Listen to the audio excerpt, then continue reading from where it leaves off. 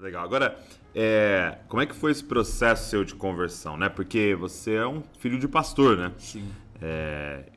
Você disse que você se converteu com o quê? 17, 16 anos? 16 para 17 anos. Como é que foi esse processo? Assim? O que rolou antes? Então, eu sou filho de pastor, meu pai era pastor presbiteriano durante, enfim, toda a minha infância, nasci em São Paulo. E aí meu pai, como no modelo presbiteriano, foi transferido por algumas igrejas e parou lá em Joinville. Ah, você nasceu em São Paulo? Nasci em São Paulo, capital. Nasci no Hospital Universitário da USP. Fui cobaia dos residentes da medicina. E aí paramos lá em Joinville. E lá em Joinville, no início da minha adolescência, fim ali da minha infância, enfim, o meu pai desvinculou-se da presbiteriana e iniciou uma comunidade. E eu não atribuo a isso, mas enfim, culminou que foi o começo da minha adolescência e meu pai estava com bastante atividade dentro da igreja e aquela proximidade que a gente tinha na minha infância não tivemos tanto, mas também, enfim, toda a questão da adolescência, assim por diante. E aí no período da minha adolescência eu me corrompi moralmente. Acho que essa que é a forma certa de expressar, porque eu entendo que eu não tinha vida com Deus, mas me corrompi moralmente. E aí fui bem fundo, enfim, numa vida fora do contexto da espiritualidade cristã e assim por diante. E como é que era para os seus pais, assim, esse período, assim? Ele sabia, tipo assim... Ele sabia, mas não sabia a profundidade. Uhum. Não sabia a profundidade disso, assim. Ele tinha uma visão, tanto ele quanto minha mãe, superficial. Sabia que você estava desviado, vamos Exatamente. dizer assim. Mas... assim, volta e meia, sabiam de alguma coisa ou outra, né? Porque eu fui expulso de algumas escolas, então eles sabiam de uma coisa ou outra, enfim, mas não sabia da profundidade do que eu estava vivendo. Mas eles lidaram muito bem. Meu pai e minha mãe foram mesmo? muito sábios. Que sentido? No sentido de eles não me afastaram deles. Eles deram um espaço seguro em que eu ainda os amava, confiava neles e aquela coisa.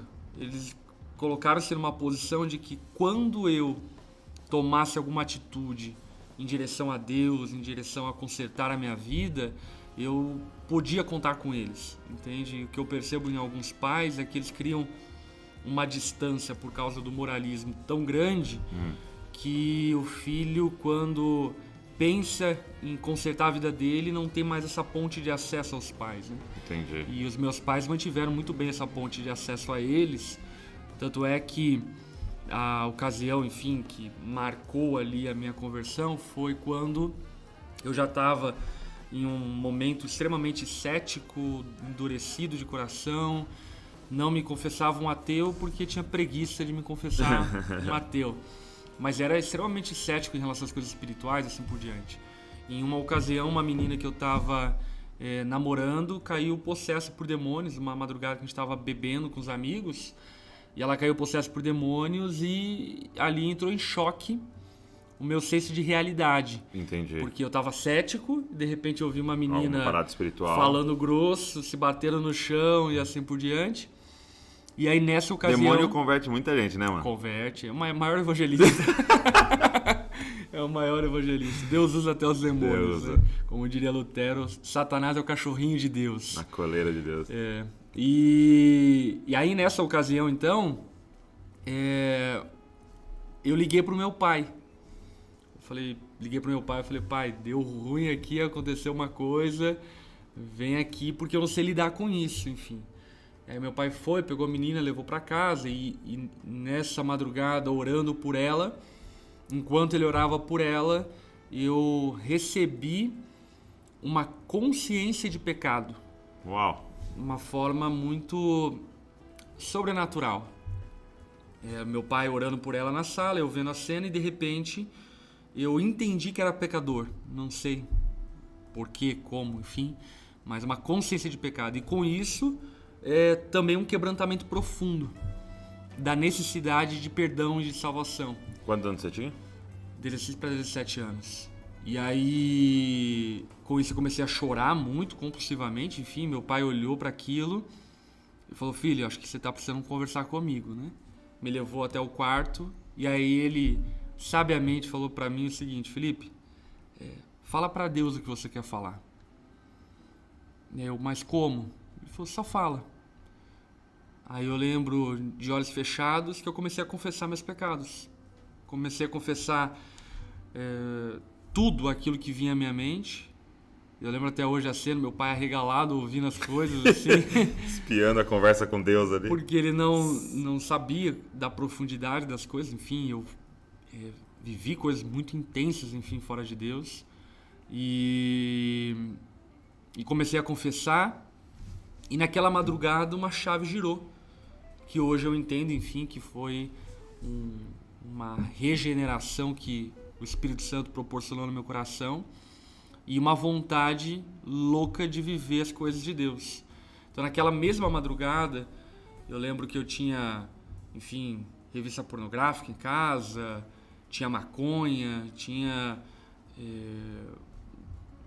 várias coleções de CDs. Eu era fissurado em Racionais MCs, sim, Tupac, Notorious Big e assim por diante. E aquilo me influenciava muito para violência e assim por diante. E aí eu lembro que entendi de Deus que eu tinha que colocar tudo na churrasqueira e queimar. E aí eu queimei, enfim, toda a discografia do Racionais, assim por diante. E ali começou uma etapa totalmente nova na minha vida. Uma transformação profunda e real.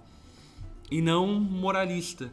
Porque eu lembro até no período da minha adolescência, mesmo vivendo, enfim, essa corrupção moral, sempre ia nos retiros da igreja, enfim, filho de pastor, né? Sim, Então, todo retiro de igreja da adolescência tinha apelo de conversão, ia todo apelo, porque eu tinha lá no fundo um desejo de viver alguma coisa. Sim. Até porque a minha família sempre foi uma família muito exemplar. Meu pai, minha mãe, enfim, um casal super estruturado, uma casa super estruturada. Então, no fim, eu queria obter o resultado que eles tinham, sim, mas eu não sabia o caminho para ter aquele resultado. E naquela madrugada eu descobri que Jesus é o caminho, né? E a partir dali a minha vida foi transformada completamente, em todos os aspectos.